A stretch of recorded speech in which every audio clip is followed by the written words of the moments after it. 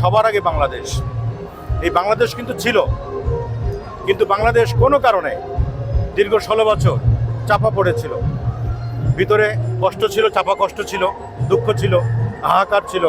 সেগুলো কখনো বুক ফুটে মুখ ফুটে বলতে পারি নাই, কারণ আমাদের সঙ্গীত শিল্পীদের বা সংস্কৃতির পায়ে শিকল পরানো ছিল।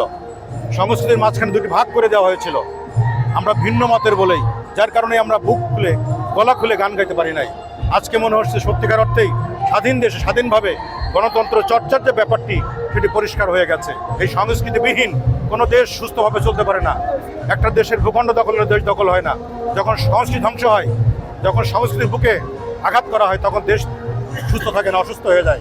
তেমনিভাবে সুস্থ সংস্কৃতির পক্ষে আমরা সবাই, তেমনিভাবে প্রমাণ রাখার জন্য আজকে সবার আগে বাংলাদেশ শিরোনামে এই অনুষ্ঠানটির মাধ্যমেই প্রমাণ করা হলো যে আমরা সবাই মিলে এই সংস্কৃতি সমৃদ্ধ করব, বাংলাদেশকে সমৃদ্ধ করব।